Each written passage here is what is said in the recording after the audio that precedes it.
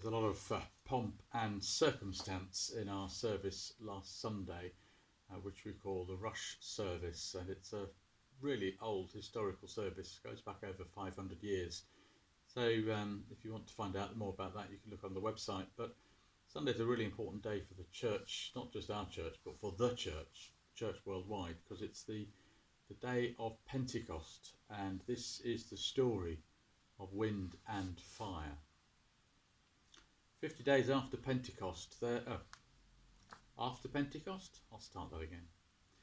50 days after Passover, there was another Jewish festival, Pentecost. Once again, Jerusalem was full of Jewish pilgrims from all over Palestine and from many countries beyond its borders. Jesus' friends were all together in one room. Mary, Jesus' mother, was among them. All of a sudden there came a sound like that of a rushing wind, and flickering tongues as of fire appeared and touched each one of them.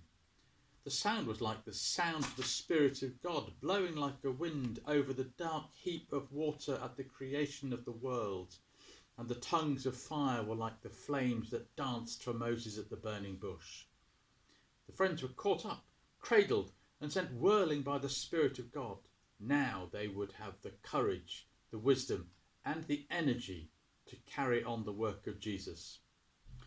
Filled with enthusiasm, they rushed out to meet the crowds of pilgrims thronging the city. The words came pouring out of them, almost as if they weren't speaking them themselves, almost as if angels had crept inside their heads. The Jews who heard them were amazed. They came from so many different places with so many different languages, and yet they could all understand everything. It was as if each group of them heard the friends speaking in their own native language. The people remembered the ancient story of the city of Babel, of how God had made its proud builders speak different languages. Things in that story got so bad that fights began to break out, and they had to stop building. They became scattered over the face of the earth, and the city, well, that fell into ruins. But this was Babel upside down and back to front. They'd come to Jerusalem with a host of different languages, but now they could understand everything. Instead of fights, perhaps, there could now be peace and unity and well-being in places of scattering and ruin. Some people, however, they thought that Jesus' friends were just drunk, and they said they've been drinking too much. They've been drinking too much wine in this festival. Peter spoke up for his friends. No, he said, no, we haven't.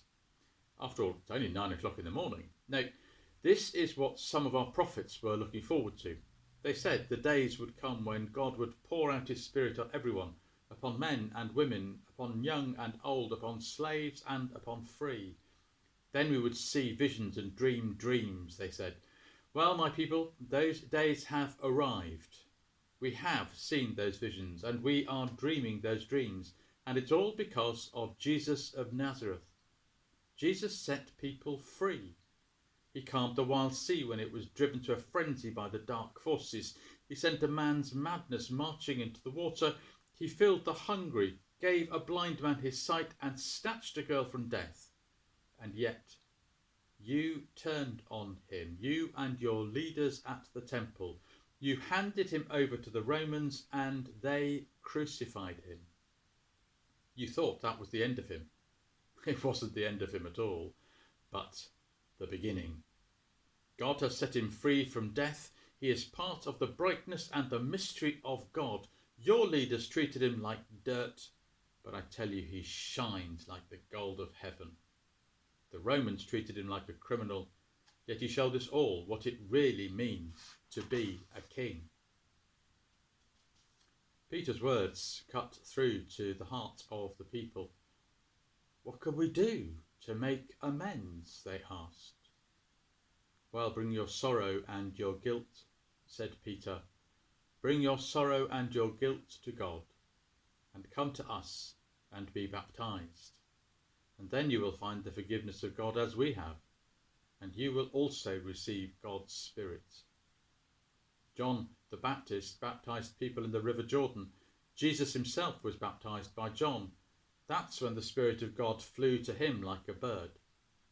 Well, you don't have to go down to the Jordan. We will baptize you here in Jerusalem, and the Spirit which flew to Jesus will fly to you. And about 3,000 people were baptized that day. So that's the story of Pentecost, and I've taken it from the Book of Books, written by Trevor Dennis. Night night.